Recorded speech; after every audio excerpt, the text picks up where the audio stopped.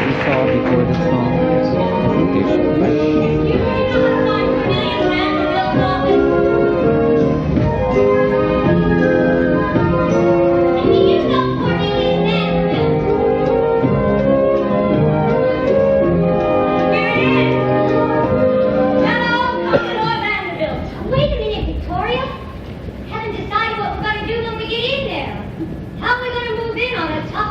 Who owns half the country. He's a spiritualist. We are the best mediums in the business. He probably needs us just as much as we need him. Now all we gotta do is make him see that. Oh, getting the backing of a man like Vanderbilt, we can put all the magnetic healing and all the fortune telling behind us. We can do anything. Anything. I won't have to talk to people under a tree or in a tent. I can rent a hall. I can write a book. People will listen to me. Well, I always said, Jesus was born to save the world, and Victoria was born to convince the world. I guess with all that convincing to do, you're going to need all that help you can get. Telegram! I'm visiting Commodore Vanderbilt today. If that telegram's for him, I'll take it. Oh, I gotta give it directly to the Commodore. Or somebody who's visiting him. Just a minute, please.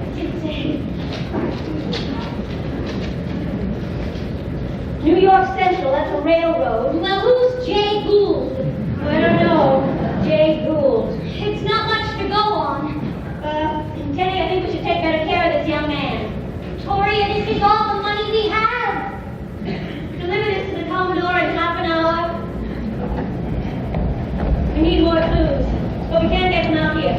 We'll know what to do when we get inside. Just pay attention to me, pay attention to him, and we'll work it out.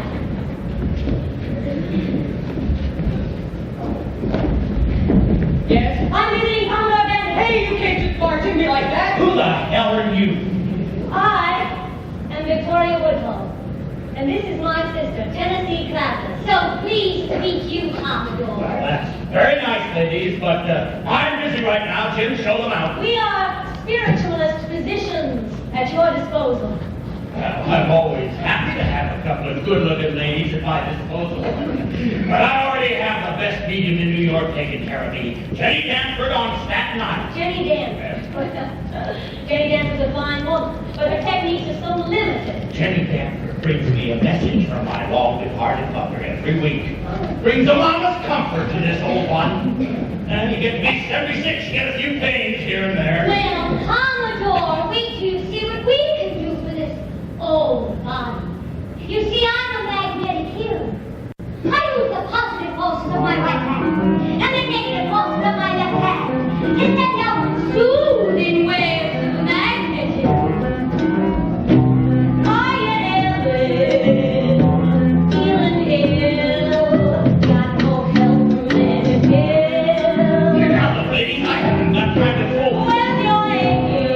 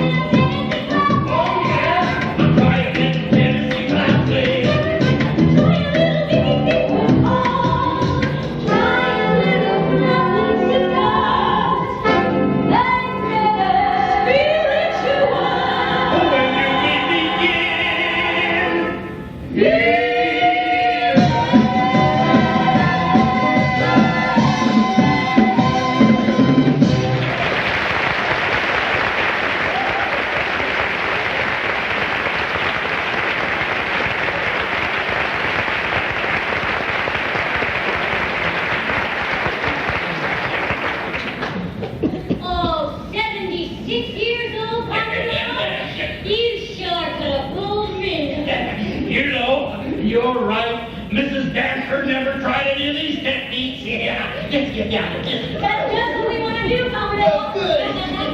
Commodore, the spirits have assured me of extraordinary things ahead with the New York Central Railroad. Oh, that ain't the kind of business I have in mind. And your spirits don't know nothing about my railroad. It's ruined, I tell you. Here, look at this. There. Now, there's the New York Central, and there's the New York Central. Here's where I gotta connect them up. But to do that, I need the right of way from the state legislature. But that bastard Jay Gould has bought up every legislator in Albany just for the pleasure of screwing me. They're hoping today I don't stand a chance. Jay Gould! Yes. There you see, Kenny. Jay Gould is up with his old tricks again, didn't I tell you? Oh, yeah, Victoria's on to him. Commodore, the legislature will give you the right of way.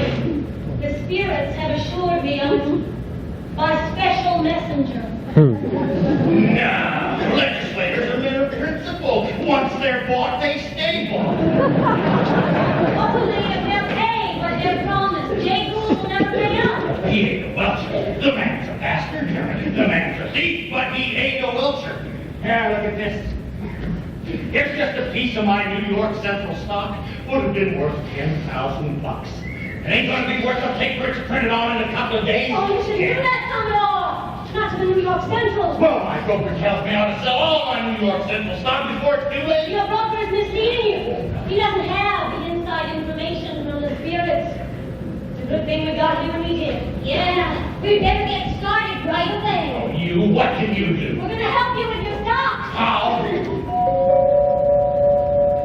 What we need is our own brokerage house. That's right.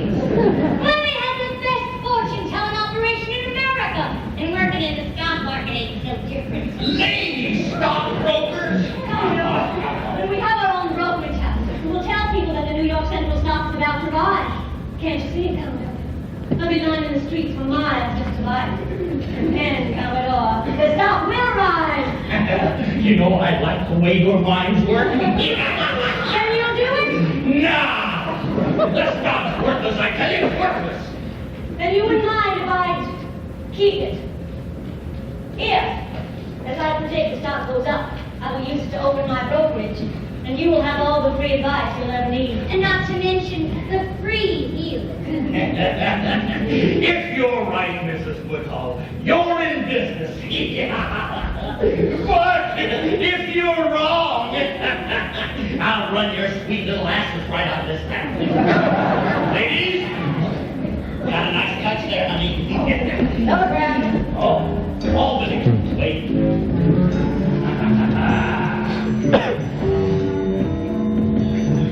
J. Gould welched on payments. New York Central right-of-way pass. Yeah!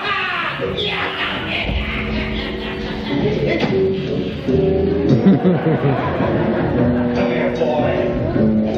You ever seen those two ladies before? No, sir, never saw them before. You sure you never saw them before? Oh, yeah, they were ones that gave me 5 bucks. That's all I wanted to know. Mrs. Woodhull! Miss Claflin! Oh, ladies! I think you're ready for Wall Street. Yeah!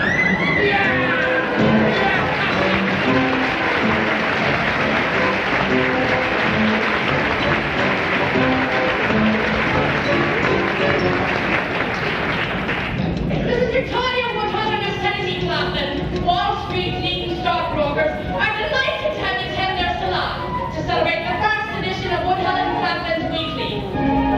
Formal dress.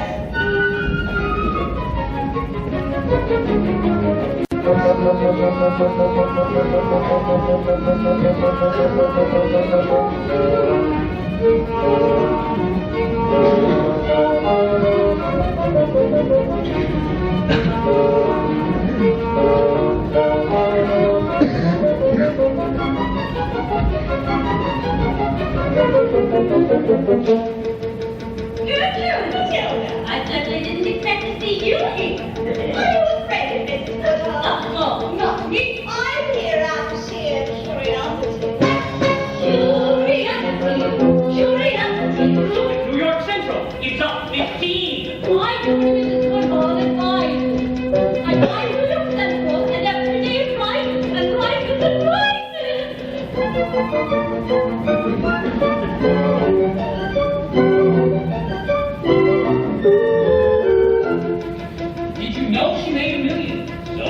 Did you know she talks to spirits? This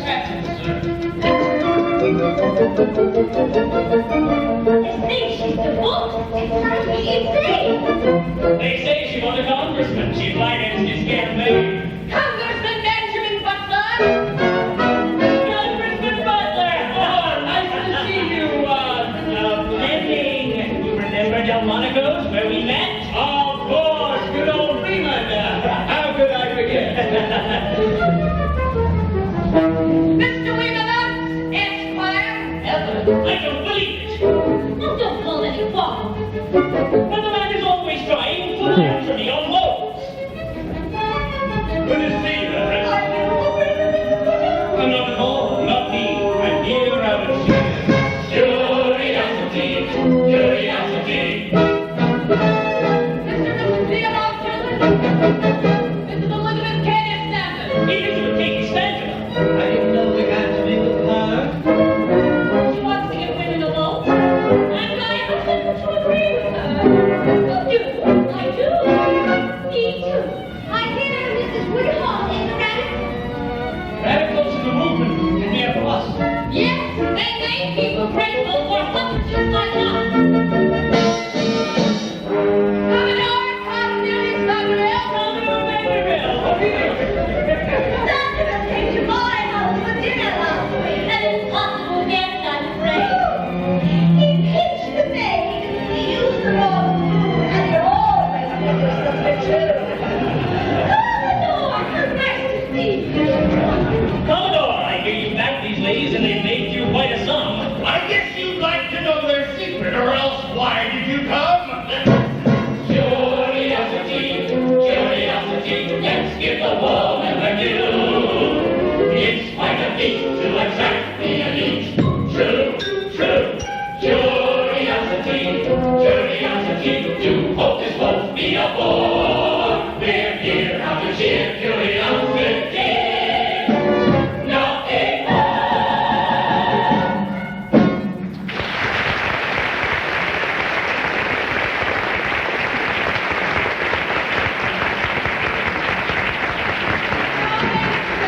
Patricia Claflin presents the first issue of Woodhull and Claflin's Weekly. Here, here. It's so nice to be celebrating our newspaper with the friendly folk of New York.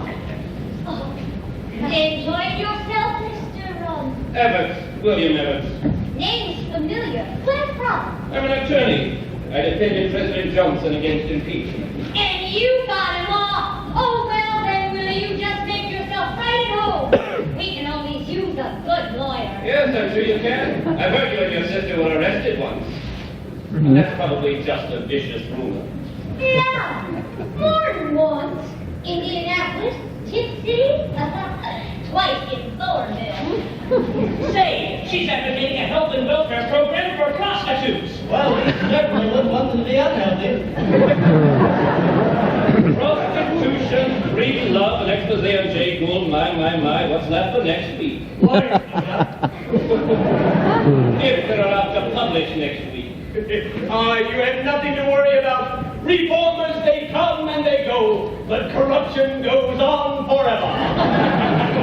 Well, it's hardly an appropriate newspaper for a stockbroker. Oh, I haven't neglected the stock market. You'll find the latest stock quotations right next to my editorial on women's sexual passions, page 4. I guess that'll make the stock rise. Mrs. Victoria C. Woodhull. Mrs. Woodhull, I completely agree with what you're trying to do, but I think you might help with it more if you would focus our newspaper on suffrage. Oh, yes, that's what all the best women reformers do these days, like Mrs. Stanton. Oh, and you'd be very good at it. Seems to me that more than talk was needed. I'm Theodore Chilton. My wife Beth. Women missed the opportunity when they didn't get themselves included in the 15th Amendment. The 15th Amendment gives a vote to all persons. I suppose what's needed is a simple act of Congress to recognize that women are persons. What a radical idea! You say that so well, Mrs. Woodhull. Victoria. Victoria. You should tell that directly to Congress. Oh, yes. We've been trying for years, but they refuse to allow a woman to address them. Congressman Butler, do you think Congress would deny me the right to speak to them? My dear lovely lady, I'm sure Congress be happy to hear anything you had to say. And your judiciary committee, would they be happy to? Well, yes, I suppose they would. When is the next meeting? A week from Tuesday, the 24th. I'm free that Tuesday. It was so courageous of you to ask me to speak. Conference on the 24th. I'll announce the next edition of the weekend. That's very generous of you. Have you seen this, Congressman? And so I say to my sisters, for the wives, prostitutes, or free spirits, send me the names of men who abuse you. You see the kind of woman who's going to address Congress. I see that she's the only woman who managed to get herself invited. Send me the names of men who abuse you. The names of prominent citizens are likely to be bandied about by these whining women. Maybe we'll get a letter from Mrs. Edmond. I wonder what Mr. Woodhull thinks about all of this. Mr. Woodhull and I have been divorced for several years, but I assure you, if he were in New York today, his name would head the list. Then you'll publish these names. I might. I think it's time we found out what goes on in women's lives. I think it's time we realize that women have the same sexual passions as men. Well, my wife doesn't. How do you know? See what you're up to, Mr. Woodhull. You want women to be allowed to do exactly what men do, and that is promiscuity. Yes. Now that you have this little newspaper of yours, no one will be safe. Well, I intend to discuss this with someone who can stop you. Reverend Henry Ward Beecher. Like Henry Gale of Victoria does. We pledged ourselves to create a pure and wholesome New York City. And we're not going to allow you to stand in our way. You old woman who's been arrested all over the country, twice in Bourneville. Thanks to me that Victoria Woodhull is all that stands in the way of a wholesome New York City. Tell Reverend Beecher to call upon me and see for himself. See you around, Willie. Henry's a friend of mine. I'll speak to him on your behalf. I think it's time for us to leave.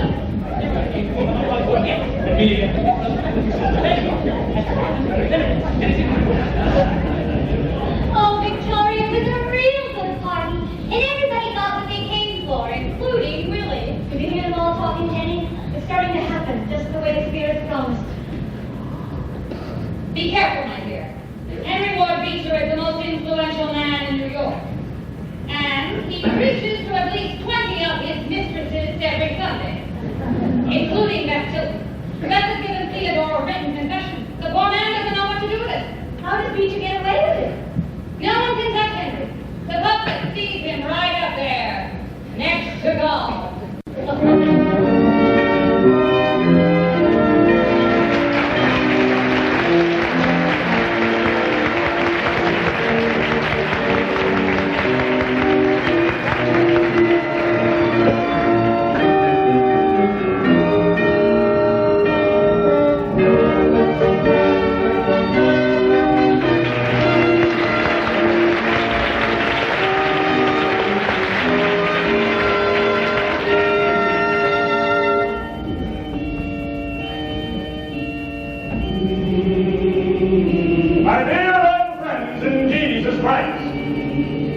I take from my text this morning, this filth put forth by the whore of Wall Street, Victoria Woodhull. The Woodhull has invited the prostitutes of the city to send me the names of those poor souls who have fallen prey to their evil temptations. Send me the names of men who abuse you, she advertises. But all of us know it is the heart and then the helpless public dumb. By publishing these names, she would bring into disgrace these poor men who have fallen into temptation. Men who yet may find absolution in the bosom of the church. My friends, I must warn you, the Woodhull would plant her evil notions in the midst of our very homes. Equality of sex she demands.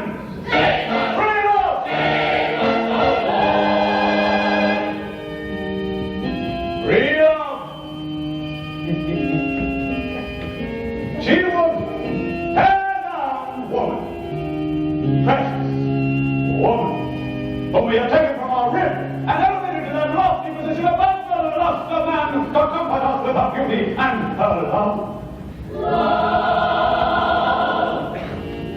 The rattles of sexual equality. I ask chaste and pure ladies. Do you want to be equal in sin? Do you want to be equal in lust? Lead us not into temptation. What has happened to the moral fabric of our society when such a woman, in the world who aside prominent men, captains of finance, writers, philosophers, governors, even the Congress of the United States has fallen into our clutches? Yes, my friend, Tuesday, for the first time in history, a woman will testify before a congressional committee on the issue of female suffrage. Who has been given this honor? Is it my own dear sister, Isabel Beecher? Is it that respectable mother of several Elizabeth Cady Stanton? Is it that great crusader, Susan B. Anthony? No! No!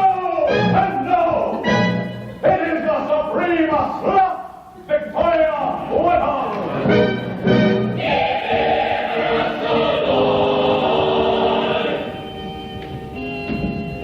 And now, my friends, let us pray for this fallen woman.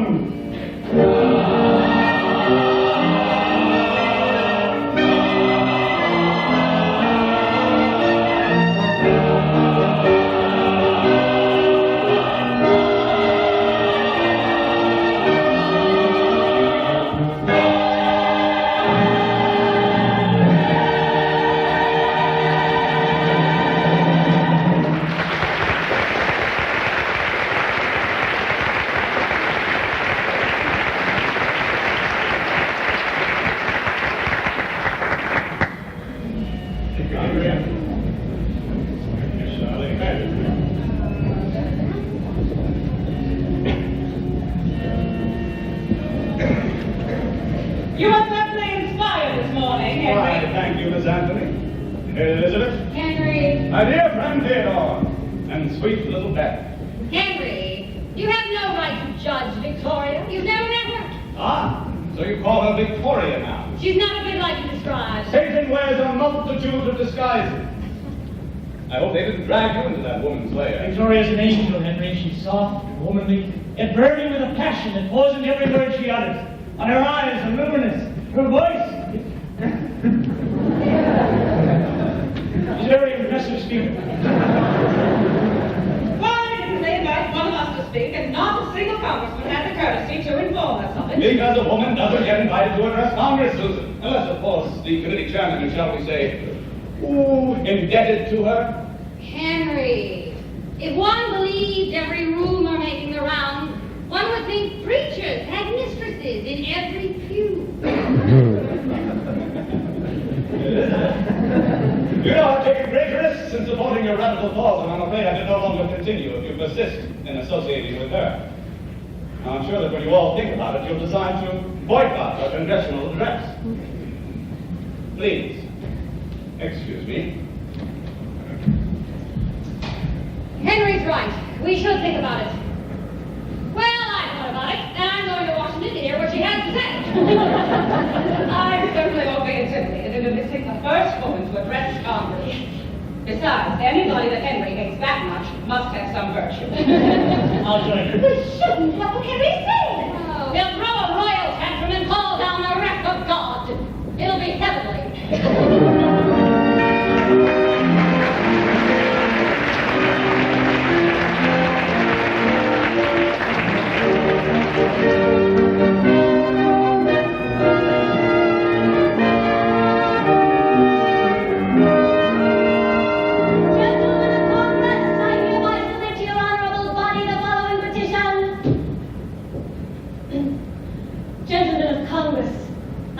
Submit to your honorable body. It doesn't seem proper. You telling Congress you're going to submit to his honorable body? That's the appropriate form of address. Congressman Butler told me to use it. Now, how shall I say it? The way I said it first? Or the second way? Say it any way you like. I don't care. I'm not going to be there. Of course you're going to be there. Oh, you think so? I never said I was going. You never asked me. I assumed you were going. After all, we're partners, aren't we? Oh, well, one of us decides, the other one goes along with it. Is that it? Right? All right, partner. We're not going to Washington, and you're not making a speech. But the preparations have been made. The date has been set. Listen to me. see, Victoria. We got a business here now. We got more money than we can spend. We got important people coming around asking us for things. We got something we never had before in our lives. Respectability. And it's gonna stay that way. We are only talking about a speech. Don't you understand? That's all it takes. We're holding the dancing, the temples will flow in their hearts and their wallets, as well as the spirits are telling us that they're really here. And I pay up the cost, telling us so clear. Just releasing them, keeping them light with a big juicy speech. Hey, you gotta make a speech. Even when we were kids, every time we had a crowd gathered, they'd start preaching at them. But they listened, Jenny, they would listen. I could touch them, I could sway them, while their eyes would glisten. I could tell them what I thought the future had. All the people loved us, till we moved in right next door.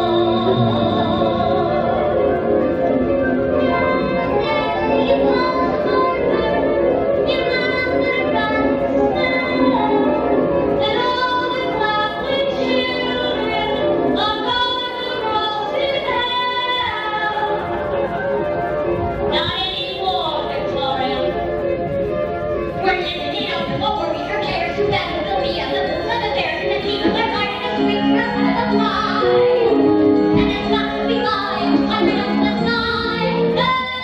Just when we got all the plans laid there, deep down on our hand, you gotta take the stand. I can change lives, say I can change them. I can move them, I can hold them, I can rearrange them. Revolutions in the air, and all of you need me. Do they really need reform? Things won't go smoothly if they're not there with me. I wouldn't even enjoy it. Please come to Washington with me. I'm counting on you. And I was thinking about you today. What? Will you see what I have? What do you have? I was saving it as a surprise. Surprise? Oh, Victoria! Georgetown trousers! No waist stiffeners, no whalebone stains. You'll be 37 pounds lighter. Oh, I love them already. What do you think? Oh, beautiful. I saw them in that little shop, and I knew they'd be just the right thing for you to wear to Washington.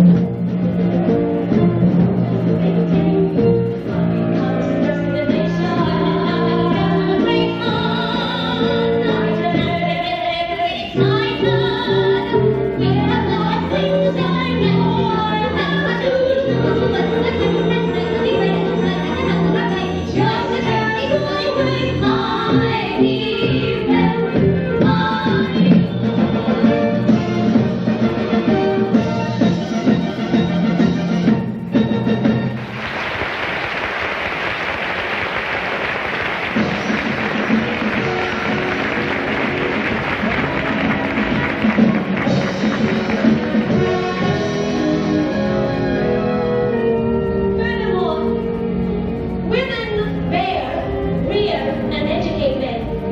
They train and mold their characters. They inspire the noblest impulses in men. They are the secret advisors to men. And yet, when they propose to carry a slip of paper with a name on it to the polls, men fear. I asked each other, how can you look into the face of your mother, your sister, your wife, your daughter, and believe that she is not worthy of the full rights of citizenship? Gentlemen of Congress, with one bold stroke, this body can establish once and for all time that women are citizens, that women are persons. Gentlemen, I thank you.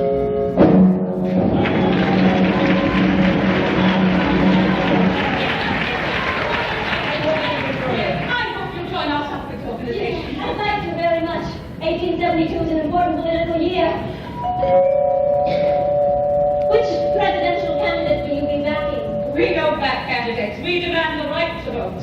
Why not show the power of women's suffrage by uniting behind the candidate? Grant would be the wrong man. Horace Greeley might give you his support. I doubt it. Who are you backing, Victoria? Victoria Woodhull, and I hope you will too.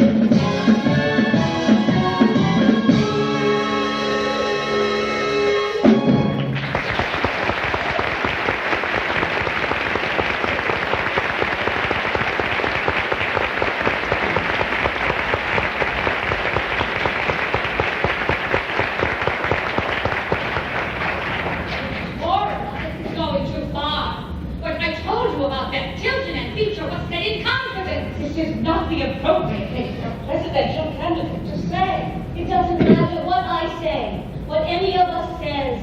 If there is one set of rules for Henry Ward Beecher and another for Victoria Woodhull, then no one is free. I'm sorry, Theodore. Don't you care about the innocent people you're hurting? My children, Henry's family, his congregation. That mob is Henry's congregation, don't you see that? I see that you've stirred it up again. I lived with the knowledge for so long, only a few people knew about it. I felt in time it would all go away. Do you want it to go away, stop Beecher's attacks on me? Oh, Henry Jansen. Everywhere I turn, I'm pressed by Henry. Well, Theodore, it seems to me you are in an enviable position to press back.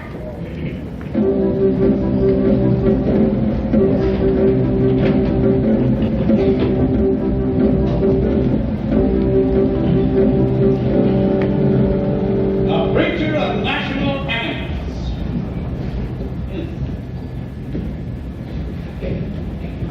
Who is the preacher of national eminence?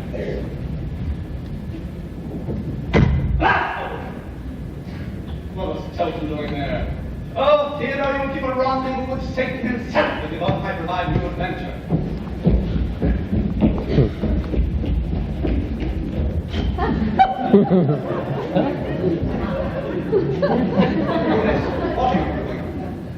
Two more of your women are waiting to pay homage to the rooster of Plymouth Church.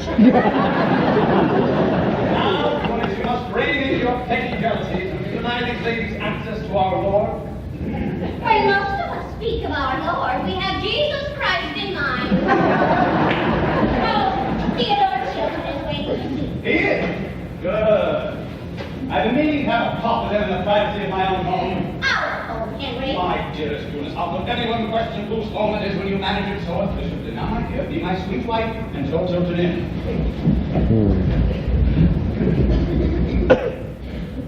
Ah, Theodore, it's good to see you. Saturdays don't seem the same without our morning stroll. I'd like you to read this, Henry. Why so abrupt? Don't we have... Damn it, Henry! Read the letter. Very well. Theodore, come on, man. This letter calls for my resignation from the pulpit of Plymouth Church. That's little enough to ask of a man who has seduced his best friend's wife. You've been listening to idle gossip. This is no idle gossip, Henry. This is Beth's confession. Confession? What is that innocent childlike soul to confess? A friendship? Confession of a friendship that became love, that became sexual intimacy, written and signed by my wife, Henry. On the 10th of October, 1868, and continuing from the fall of 1868 to the spring of 1870, I surrendered my body to Henry Ward Beecher in sexual embrace. In sexual embrace! Ah, Theodore, this is a nightmare. This is Dante's Inferno. Well, what can I do? What can I say? You damned lecturer scoundrel. You defiled my bed, at the same time professed to be my best friend. And all the while I thought of you as a saint. My only refuge is in God. I must pray. Oh, Lord, forgive me. I am a whited tomb filled with dead men's bones. I am weighted down with shame and remorse. I commend my tortured soul to your mercy. For years we have been a sacred trinity of friendship. You, Beth, and myself. You contemptible hypocrite. You turn a sexual triangle into a holy trinity? You were away, Theodore. I came as a man of God to comfort her when your young son died. You yourself had urged me to visit her in your absence. My God, I wanted you to lighten her burden. I trusted. I offered her my shoulder to lean on. You were far off in Schenectady. Your Beth saw me as a fortress in her sorrow. The tendrils of her affection crept up on me. We joined together, yes, but in spiritual love, not lust.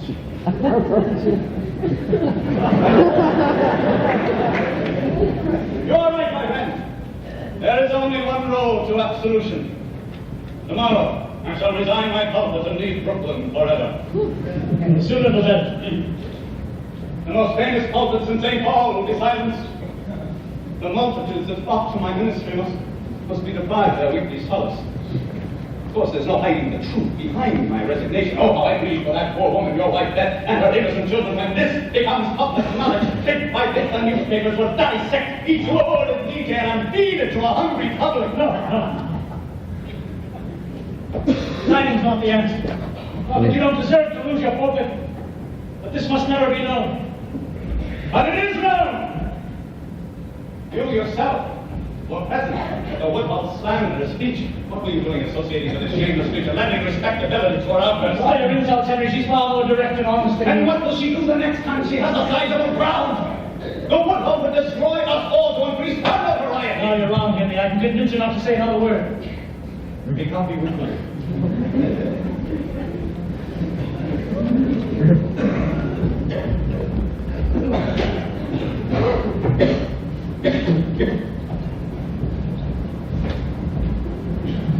Eunice, show the ladies in.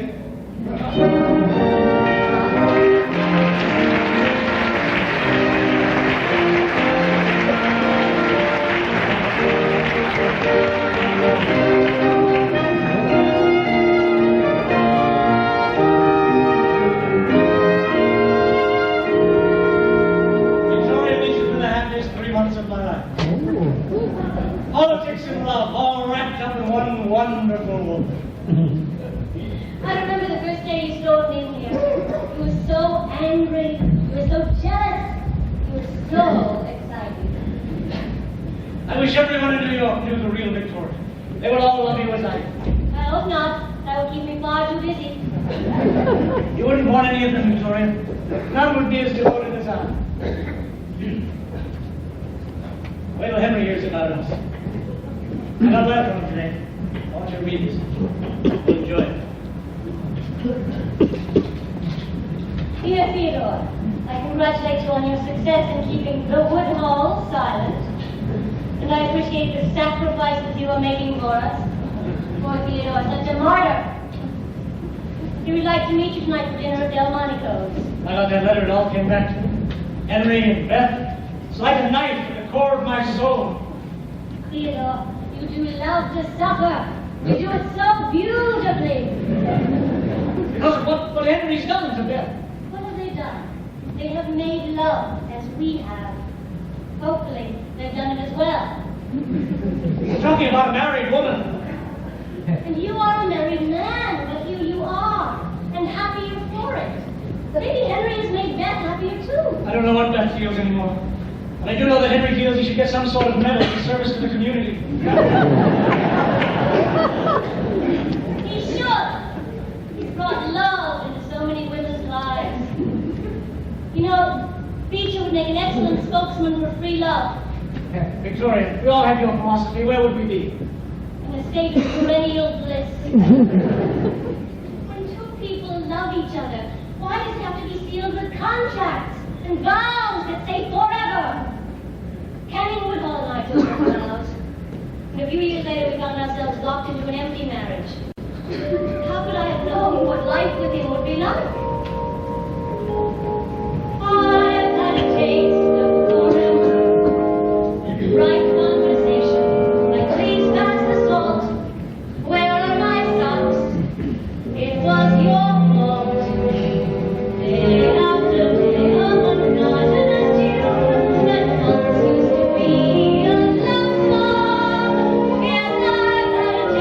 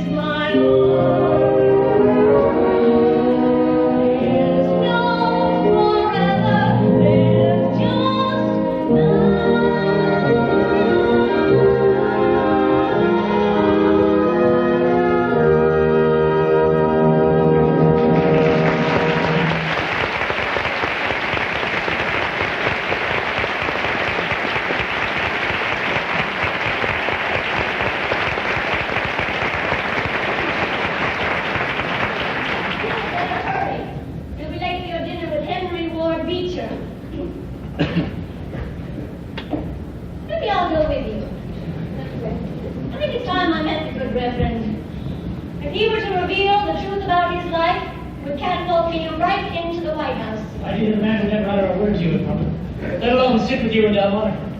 No, Victoria. You leave Henry to me.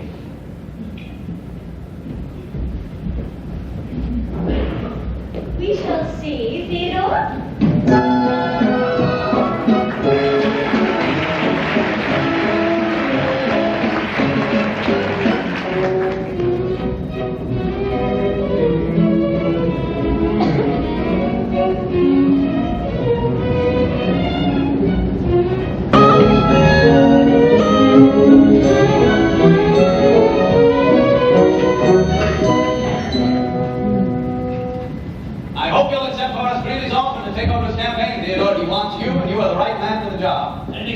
Flattering on. I certainly don't want to turn him down. Turn him down? The man is talking about a cabinet post for you. Did he mention which one? I imagine you can have your pick. It's clear I have an obligation to my country. I'll just have to put personal considerations aside. Personal considerations for whom?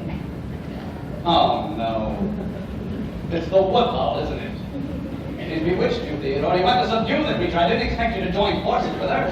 You haven't even met her. That's why I'm not so gullible as you. I'll never be taken in by such a slop. Henry, I won't sit here listening to this slander against Victoria now. You can hardly afford to be so smug and self-righteous with me. You're quite right, and I apologize. There. Everything all right?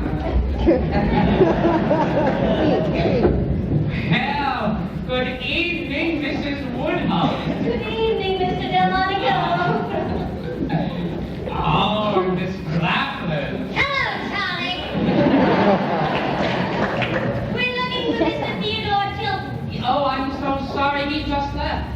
Oh, well, Jenny and I will have dinner anyway. Surely you know that you must have a gentleman with you. But we're banished. We are regular customers, aren't we? We'll make an exception for us folks at Charlie. And Mrs. Woodhull, I'm astonished you propose such an extraordinary plan. You are to avoid a station I cannot keep you here without a man. And so practically speaking, it's impossible for me. Why don't we talk about the sort you have for just not here? Turn us away. If I let you in, I'd be worse than another women in that field. They would be the kind of women who would come here for mail and out of need. Now, my house has always been a place where my business men to spend their care. Relax away from their affairs. I don't see unescorted women, they are unescorted women. Not even when the ladies who are as charming as you. Well, it's a rule. It's more or less unspoken, but a rule. Up to now, unbroken. A rule I ask you as a friend, never ask me to bed. I don't want to intimidate, insult you, or discriminate. Why? Some of my best friends, some of my dearest friends are women. Not in here. If they're unescorted, that I fear cannot be supported. I couldn't show my patient down if I let you sit down.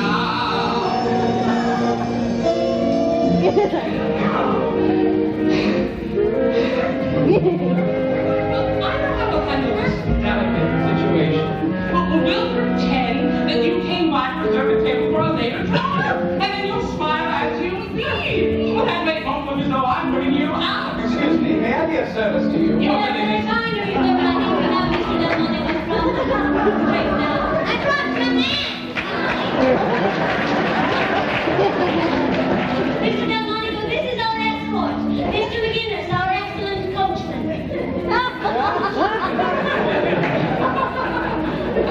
You don't really think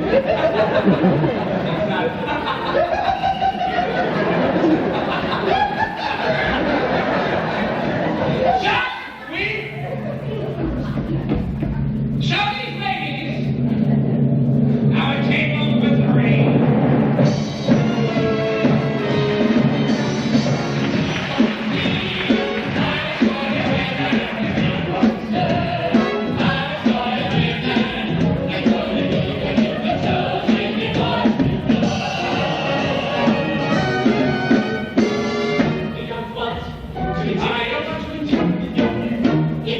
you want to speak English. Some of my best friends, some of my dearest friends. They won't see them, and he won't serve. You're going to serve them, because you need it, because it wants to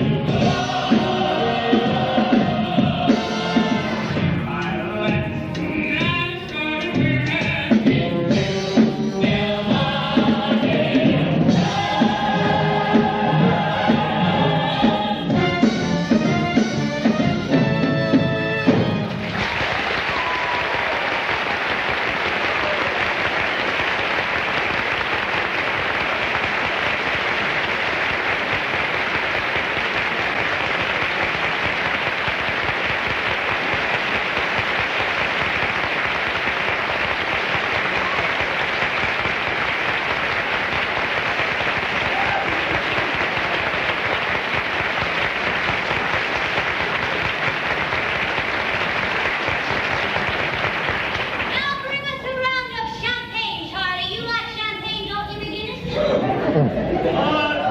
Yes, ma'am. I reckon I do. Excuse me.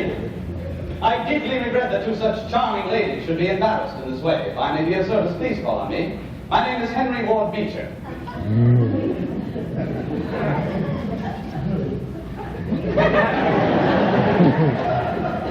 How well I know that name. Have you heard my sermons? It is your actions and not your sermons that I admire. Such admiration shall not keep so great a distance in the future. If you have need of my ministry, I am at your disposal. Why don't you call upon me tomorrow afternoon? Wednesday. Oh, no. Meeting New York Board of Ministers for the Restoration of Public Morals. Public morals, that's one of my prime concerns. Is it indeed? Well, perhaps, madam, it would be more fruitful if you and I could explore this topic together. Then, they shall have their meeting without me. And your address, my dear. 17 Great Jones Street. 17 of Great Jones Street. Very good. Here's my card. Ah, thank you. Mario.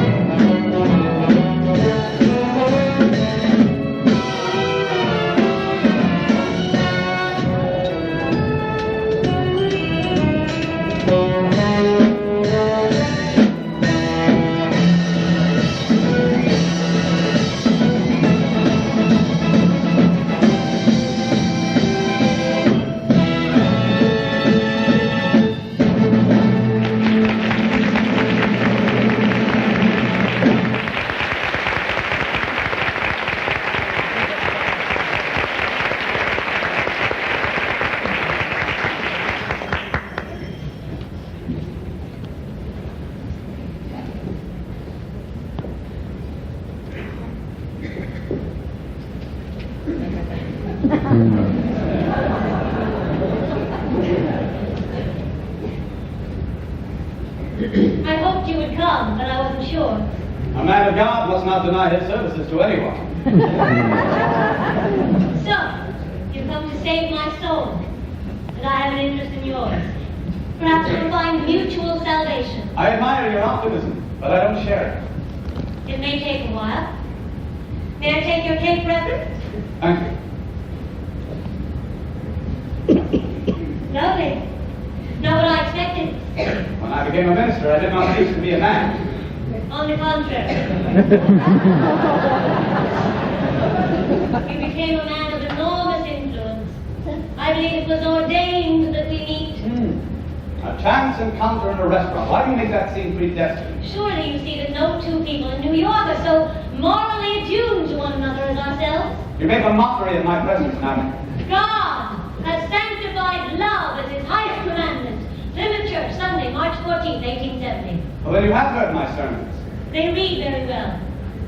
But I'm sure that when you deliver them, they're magnificent. Well, well, my optimism is growing. I'm so happy to meet a man, a great man, who not only shares my philosophy, but is ready to act on it. Mrs. Woodhull, your philosophy is an abomination to the gospel I preach. Theodore Chilton has told me how splendidly you practice the gospel I preach.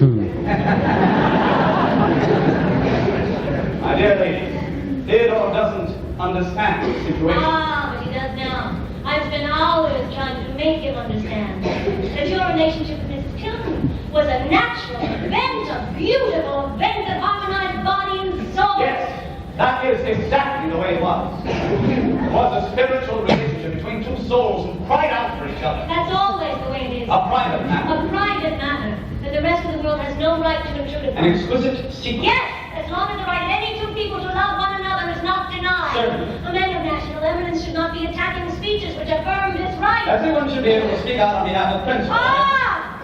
Then we are in agreement. On so many things.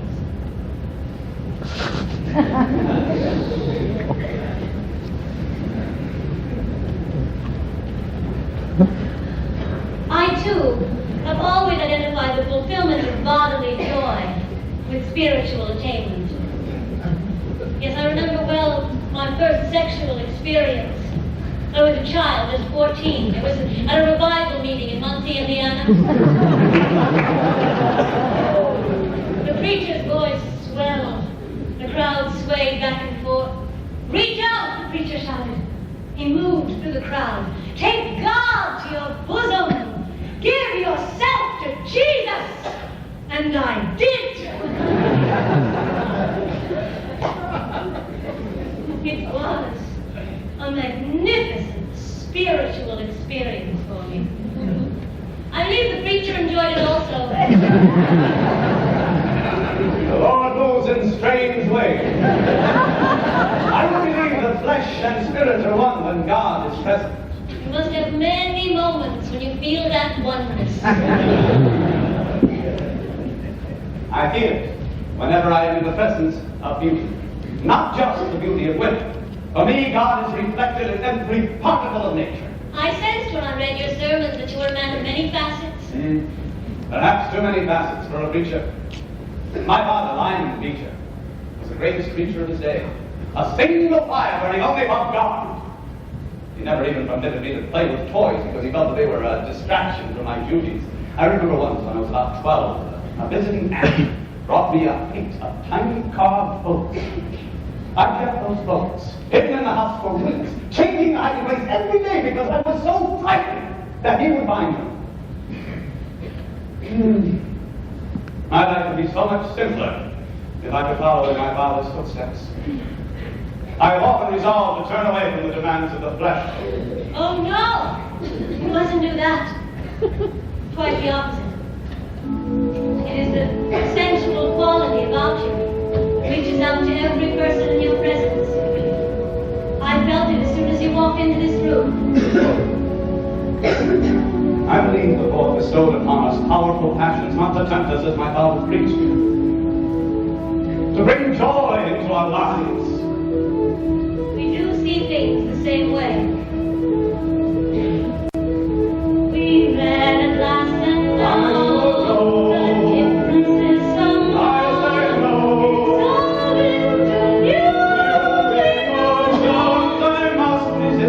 between ourselves, I said.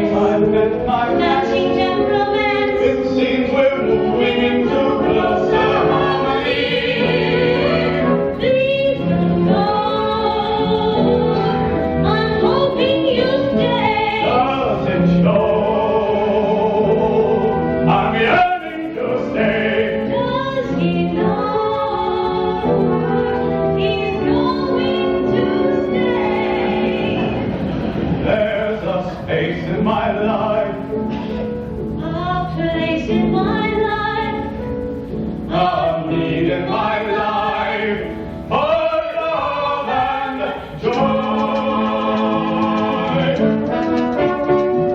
There is a love nearby, It brings your soul to mind. a presence that's surging through me, A sentimental source. a transcendental force, sensation calling me to be alive, urging me to reach out for you. Can't you see? I'm needing for you. Come to me, I'm longing for you, and it's living my life, it's living my life, it's living my life with love and joy. My life, I believe, with love and joy, with love and joy, with love.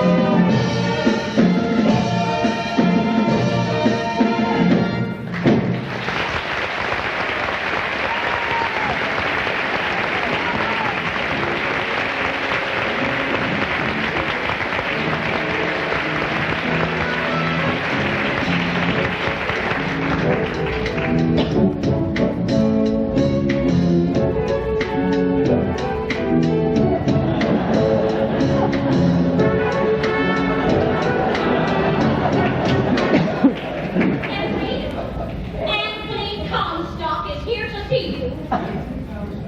The post office prosecutor, what does he want with me? Maybe he's been reading the mail for your lady friend. For one, Henry, be careful what you say.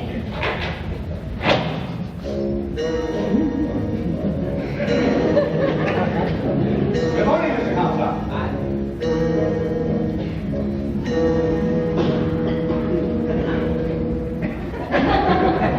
This is top secret, Reverend, not for the ears of Lady. Ah, Eunice. Mr. Comstock, I've been reading about your crusade against vice. The papers are full of your courtroom successes. 115 cases tried, 115 cases won. You wouldn't believe the kind of smut that comes through the mails. Got samples right here. Yes, now tell me, is it true you caused 14 suicides? 15. Got one this morning. Dr. George Trent. George Trent! God rest his lascivious soul. Departed this earth at 2:13 this morning by his own hand. Cut his wrist. Messy way to go. Him being a doctor and all that, you wouldn't expect such a sloppy job. I'll tell you, Reverend, there is nothing like a nice, clean hand. You was physician to many of my parishioners. Aha! That was just a cover. You wouldn't believe what that no-good scoundrel was up to. He wrote a filthy book, that low-down, dirty sneak, drew 60 diagrams, showing the entire nude physique. It was horrible, and I couldn't stand reading it from cover to cover several times. He called it human physiology, but fancy names could never fool me.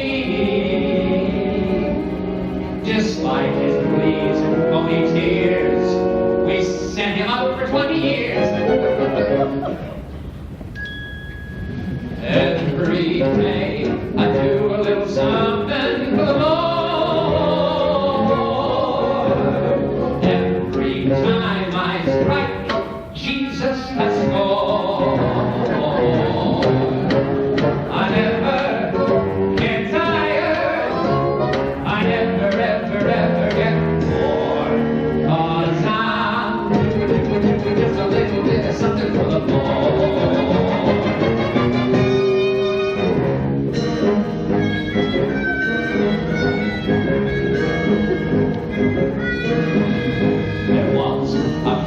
in town.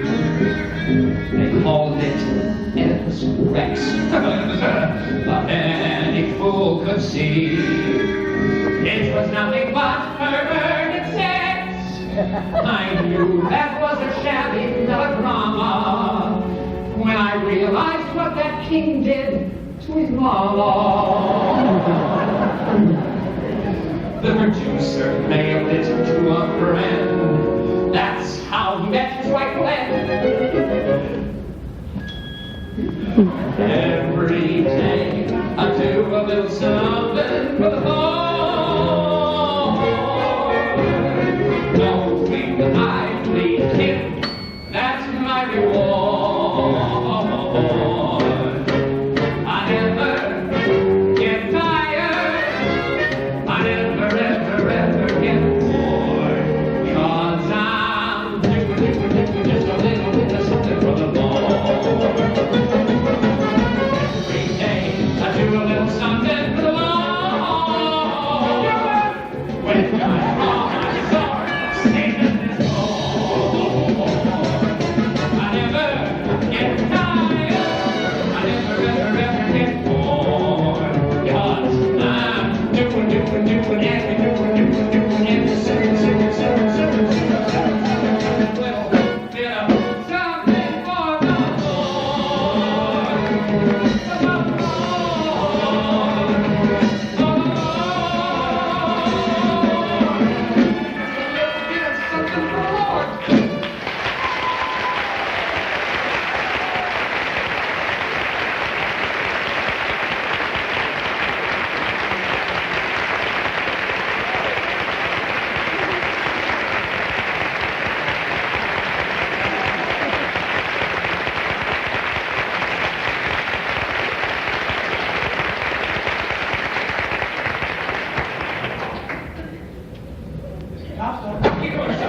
Such phonies!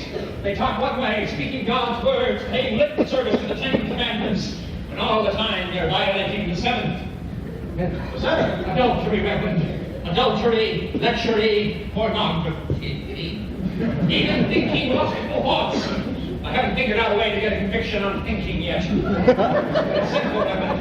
Bad. Bad. Why have you come to me? We have business, Reverend Beecher. But first, let me show you something.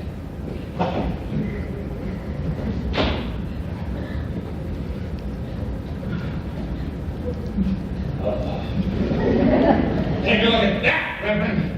Disgusting. 76 positions, all of them foreign, Japanese positions.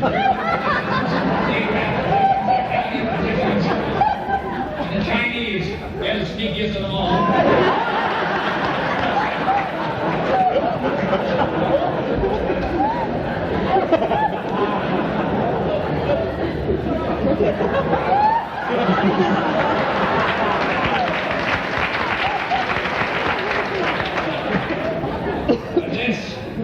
This is the most dangerous stuff of all, on it at a newsstand. The human body is the temple of God or paradise found by Victoria Woodhull. What about this? Sex, the elixir of life by Victoria Woodhull. People are listening to her. That's the reason I'm here. Reverend Beecher, are you familiar with this woman? I know her. Know her? By heaven, you know her inside out. What are you talking about? I heard your sermon. You know who this woman is up to. You can help us out. All we need is one copy of her writings in the mail. Pass the word around. I'm always happy to help my fellow Christians. As a matter of fact, I'm already working on the problem. Oh, yes, I am in the process of, you might say, bringing God into her life. That knowledge is beyond redemption. Now. Excuse me. Henry, there's a little old Quaker lady to see you. She's a bit strange. Did she say who she was? It seems she's a friend of your father. Well, let's not keep her waiting. Mr. Comstock was just leaving. Oh, no. Now. He wouldn't want to do anything hasty that might endanger the Lord's work. Now, you just leave everything to me. But I had it all set up. She was number one on my list. Well, I can wait. Number 2 is a bookseller, a fellow named Brent Harlow. Henry, this is Agatha Kenworthy Biddle. Oh, Reverend Beecher. It's such a joy to see you in your own home. It's my pleasure to have you here, Mrs. Biddle. Mrs. Biddle, this is Anthony Comstock, the post office prosecutor. Oh, Mr. Comstock, I've heard so much about you. Oh, well, it's always a pleasure to meet such a God-fearing lady. You're in good hands. You must read some very inspiring mail.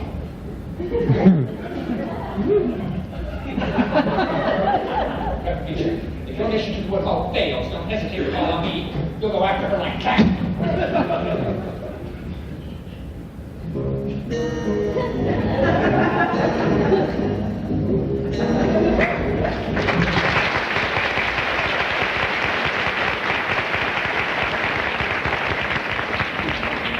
Victoria, have you lost your mind? I wanted to see you in your home. What your study looks like. Where you write those splendid sermons. Well, is it as you imagined? Better. I didn't expect a garden. Oh, you look so handsome advising President Lincoln. And Queen Victoria. To my dear Henry Ward Beecher, who has brought England and America so much closer together. Henry, you didn't.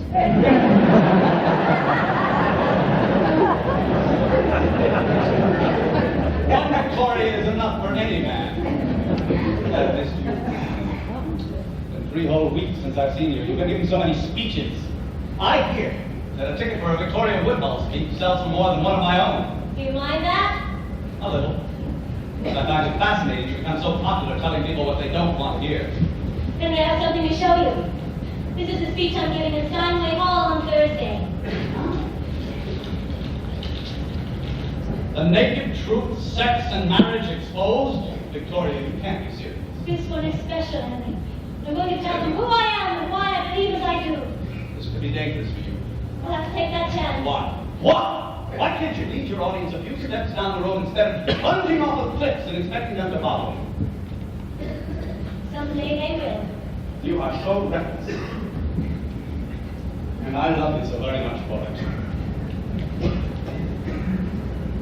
Henry, I want you to be there with me. You belong on that platform with me. Now, Victoria, you know I do try to stay away from the edges of cliffs. Will you please come and listen to me speak? I'll be thinking of you. I'll send you the final copy of my speech after I deliver it.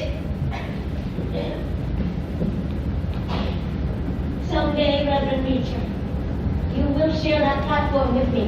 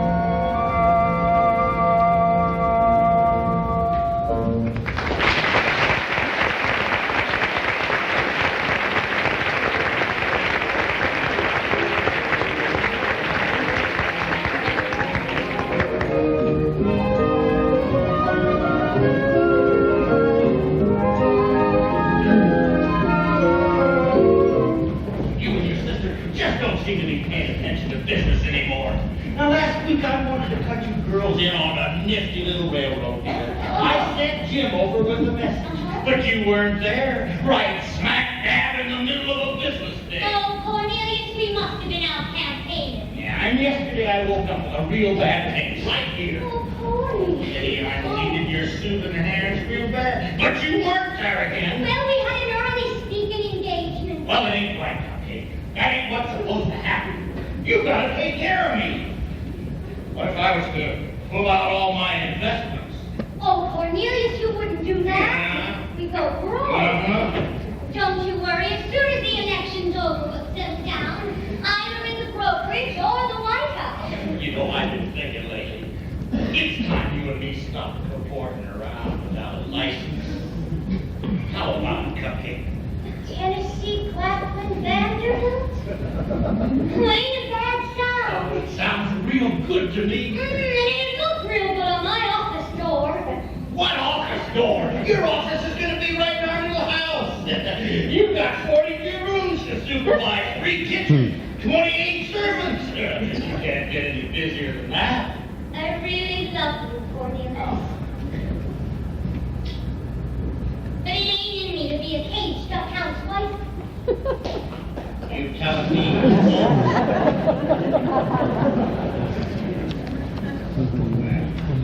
Something's wrong. You're too sensible to turn down such a good offer. It's that damn sister of yours! Oh, Yes, it is. She wants to run the nose. That ain't the truth. Elizabeth, you know that is not a suffrage speech. She goes too far tonight. We simply have to withdraw out of the court. Susan Victoria assured me that her speech tonight would be honest and informative. That's what I'm afraid. My friends, it is because I care about your lives that I stand here today. All my life has been a search for independence and equality. And today, I long to share with you my vision of the future. I can see a day when women will vote, but they will not be equal to men. I can see a day when women will hold responsible jobs, but they will not be equal to men. Women will never be equal to men until they are equal in the bedroom. She's a pretty lover. She's an evil woman, Miss Satan. It is there that patterns are established and carry over into every other human encounter. Women, look to that life force which spurs creativity and achievement, sexual passion.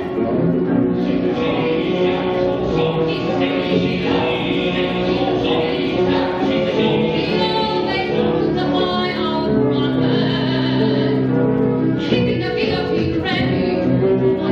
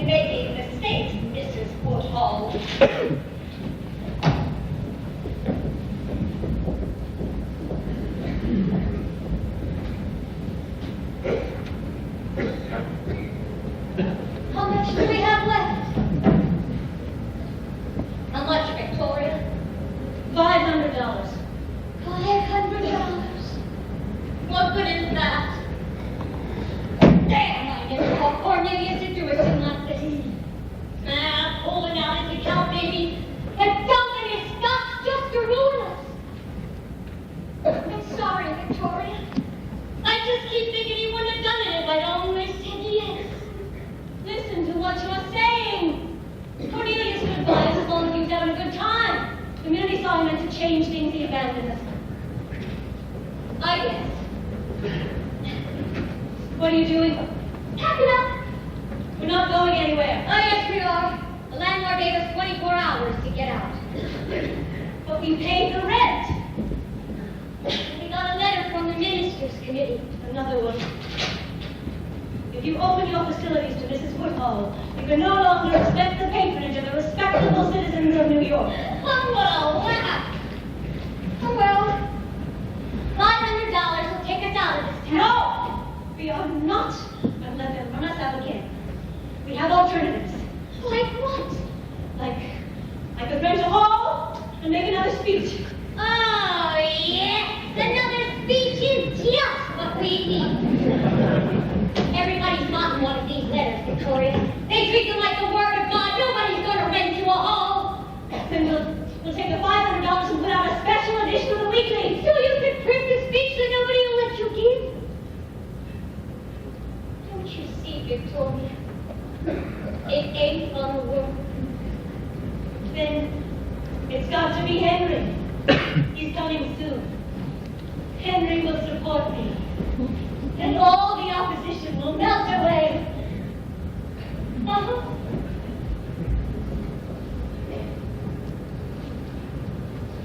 So the respectable citizens of New York don't want us. Well, who needs them? Respectable. That's like reading in a straight chapter. Respectable. There's a price you gotta pay.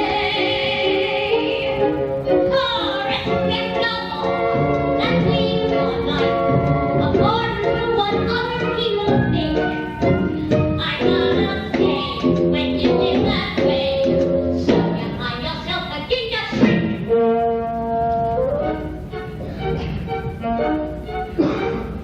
Respectable means you always gotta rule someone. Some people think that you're better than you are. I waste my time trying to learn the way you fancy the ball. Inside of me, ain't I sweet and fine? Don't that count for anything at all? That ain't for me. Respectable, and always so much real. That ain't for me. I feel that respectable, may I act is just the way I feel. I'm not a fool. I think my finger takes harder to get the hands that shake that easier.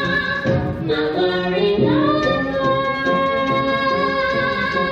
I'll take on a brand new town, make a feel like a tear down. Listen, we'll change up in here, just to be easier in the rear. Oh, that will be good. Listen, we'll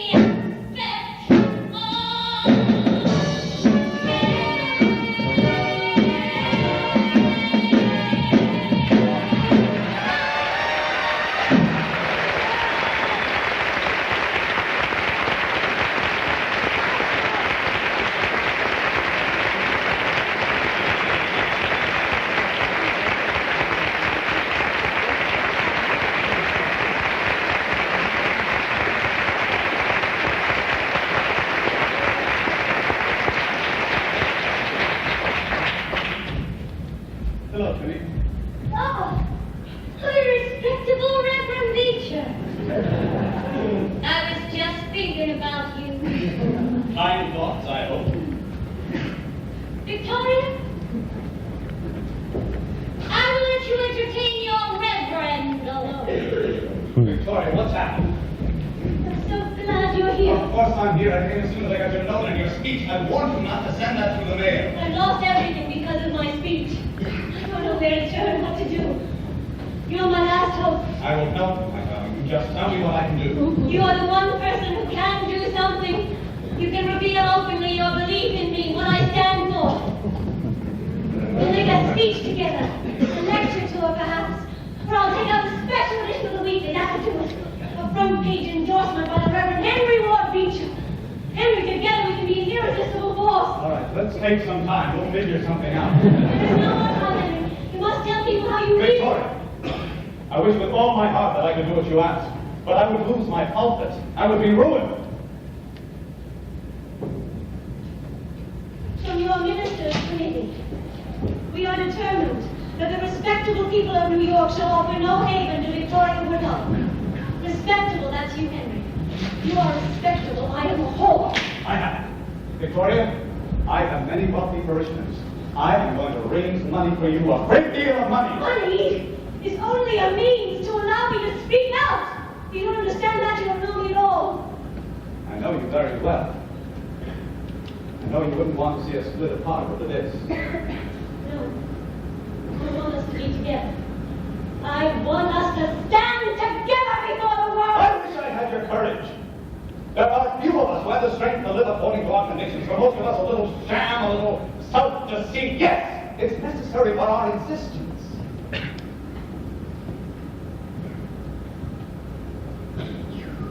Are never going to be with me. Victoria, darling, it is one thing for two highly intelligent people like us to love. But we can't unleash sex among ordinary people. Marriages would fall apart, the family would disintegrate. Society, as we know it, would no longer exist. Hypocrite! Who do you think you're talking to? Your congregation? How could I ever have believed that you would stand with me? You know, it's one thing for you to go around crusading for all sorts of unorthodox notions. You've got nothing to lose. But for me, it would bring forth a scandal that would rock this nation. I would rather kill myself than face that. If I have to defend myself alone, I will tell them why you should be there with me. I'll begin by telling them about you and Beth Chilton.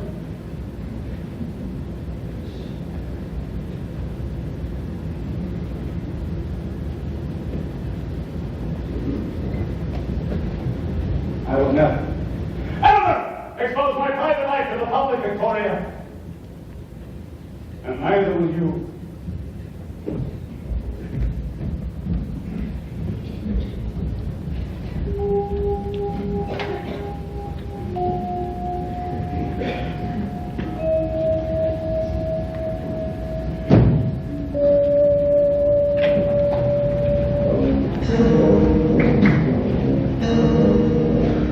Ah, the Reverend Henry Ward Beecher. I knew you'd want to see me sooner or later. There's no need to speak so loud. If I provide evidence against Victoria Woodhull, how soon can you have her arrested? Just give me a few hours, Reverend.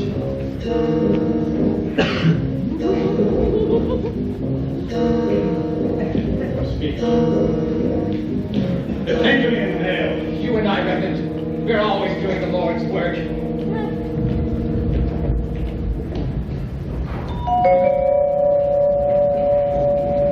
Now that the great halls of the city are closed to me, I have no recourse but to set my thoughts in print.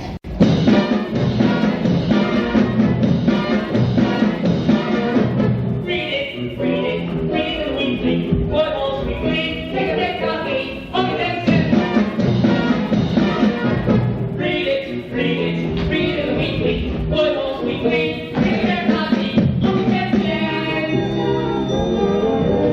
Lovers, none of their lovers, husbands their wives. Read it the weekly. What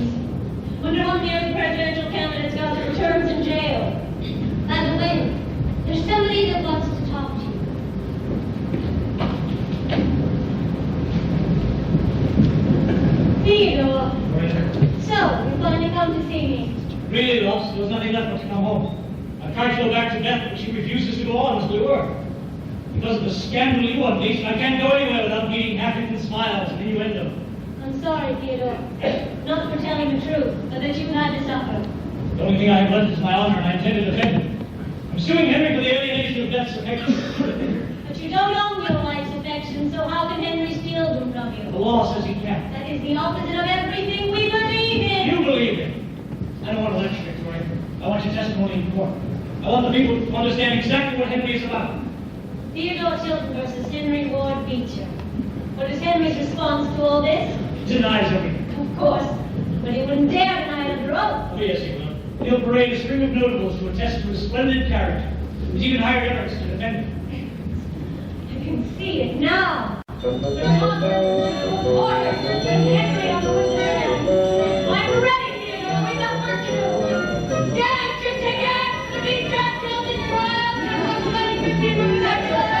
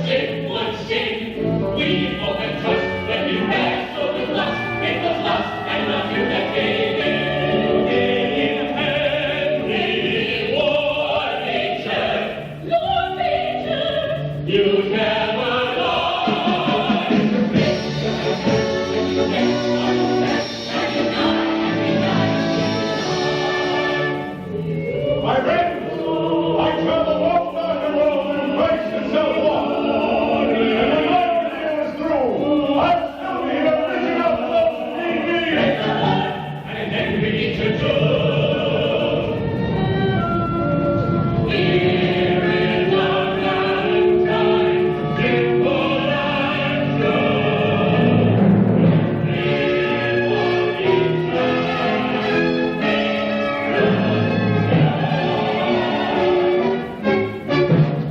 Reverend Beecher, during your a famous one. Never! Now, Reverend Beecher, have you ever had carnal intercourse with Mrs. Beth Chilton? Never! It was a thing impossible to me. That's right, Silence in the court! Has the counsel for the defense completed his question? Yes, Your Honor. Oh, thank you, Reverend Beecher. Does the plaintiff have any witnesses for rebuttal? We have, Your Honor.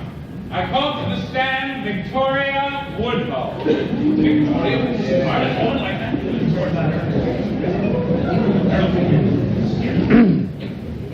You solemnly swear to tell the truth, the whole truth, and nothing but the truth, sir? Hope you go. Certainly, I'll always speak the truth. It is my cardinal principle.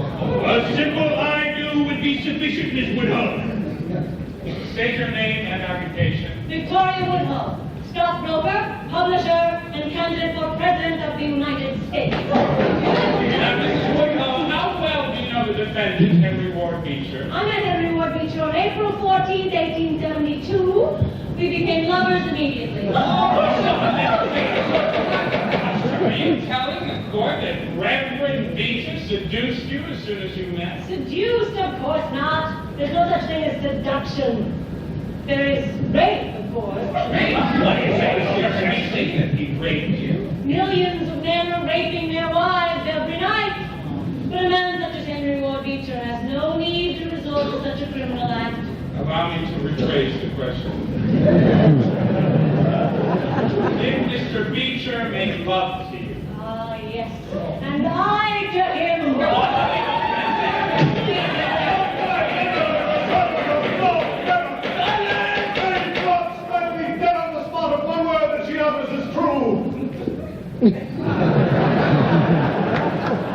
Glad to see you're still alive, Henry. Such a merciful God to me. Now, Mrs. Woodhull, what did you learn about Henry Ward Beecher's lovemaking during this period?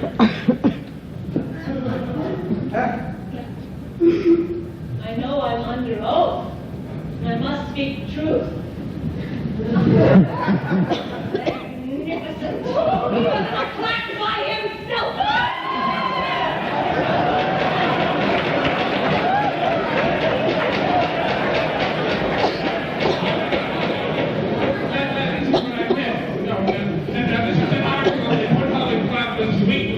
Describes the relationship between Chilton and Reverend Beecher. Do you recognize this article? Recognize it, I wrote it! And where did you get this information? From Henry Beecher himself, in my bedroom. Thank you very much, Mr. Would the counsel for the defense like to cross-examine this witness? Indeed I would, Your Honor. Mrs. Woodhull, you have told the court of 3 occupations. Isn't there a fault that you've omitted? In fact, isn't it true that your major profession is that of a prostitute? Mr. Evans, surely your astute legal mind can come up with something more original than prostitute. Answer the question. I am not a prostitute, I am a free lover. Now I have Mr. Evans. Are you fulfilling the sexual needs of your wife? You must stick to the question, Miss Woodhull. The question. You call me prostitute because I engage in sex with those whom I love. I call all women prostitutes who submit to their husbands in return for food, clothing, and shelter. The real issue here is not the sex life of Henry Ward Beecher. It is the right of any 2 people to need each other, to love each other, and to fulfill each other. I must caution you again, Miss Woodhull. Just answer the question. I believe I have answered the question. Given your admitted promiscuity. Objection! Overruled! Given your admitted promiscuity, how dare you march into this court of law and attack the most eminent clergyman of the day, Reverend Henry Ward Beecher? Henry, I am doing nothing of the sort. I am defending him. Well, I don't understand. Is this witness for the plaintiff or for the defense? I must defend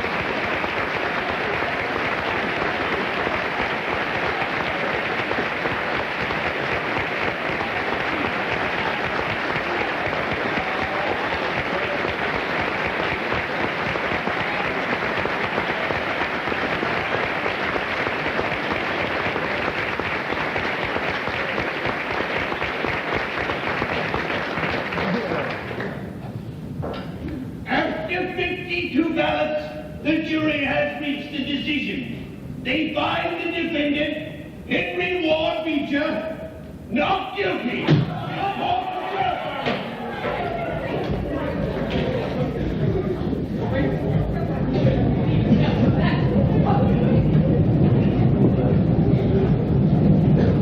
guilty. I'm sorry, Theodore. If you had confined your testimony to Henry's guilt, I might have won. I don't think so. They accepted the truth about Henry, they would have to destroy all the myths about men and women and sex.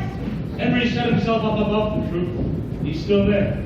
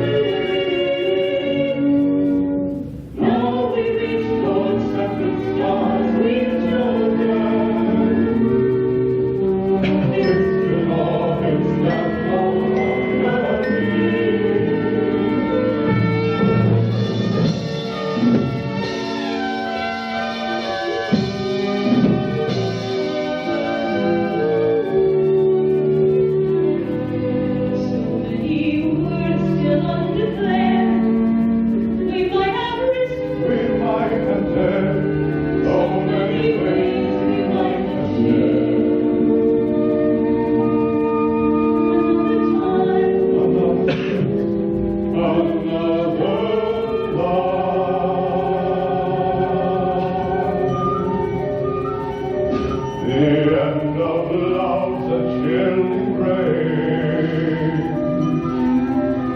I never thought I'd feel such pain. If I have been so different,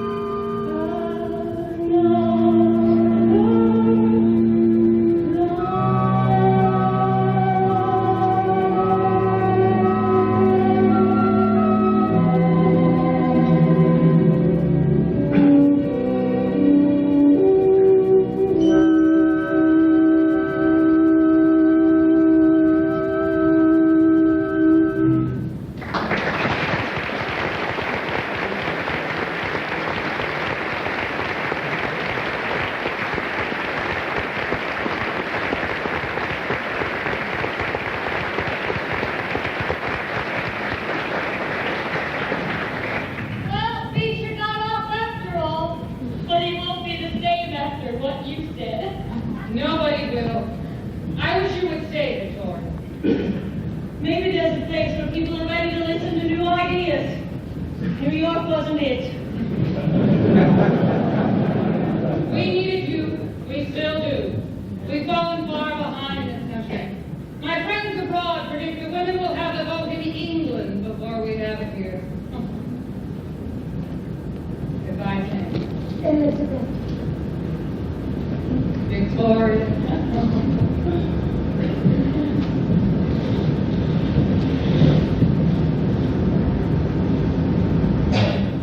I'll never forget you.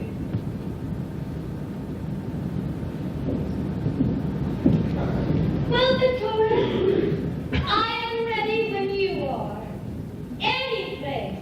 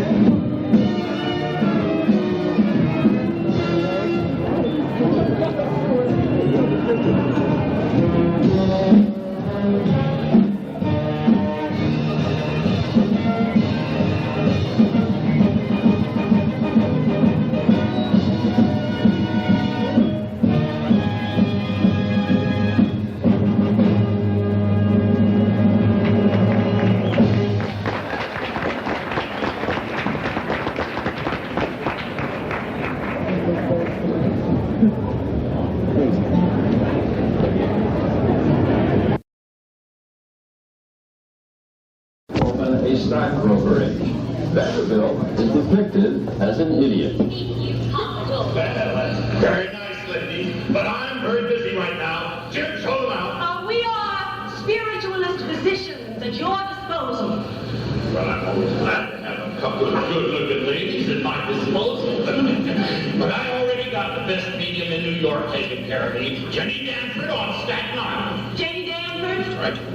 Look, Jenny Danford's a fine woman, but her techniques are so limited. Jenny Danford brings me a message from my long-departed mother every week. Reads the mama's... And so we are off and not rolling in Onward Victoria, a show that moves as fast as Queen Victoria. It's a shame, too, because the subject matter could have made a great musical.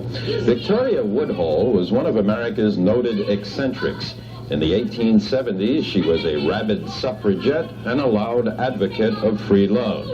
She published a racy weekly, ran for president, was the central figure in a trial which exposed the shady morals of preacher Henry Ward Beecher. But this show manages to turn this material into sludge. The characters are plastic, the book is comatose, and the score is so weak that I actually dozed off during one of the numbers. The beautiful Eikenberry makes the best of the title role, and Beth Austin as her kid sister Tenny is bright and brassy. But the show has all the energy of a dead fish. There are some pretty costumes by Theone Aldrich, some good choral orchestrations. And if you want to pay $27.50 a ticket for pretty costumes and good choral orchestrations, don't let me hold you back. However, for the record, I do not recommend Onward Victoria. This is Stuart Klein. I guess no.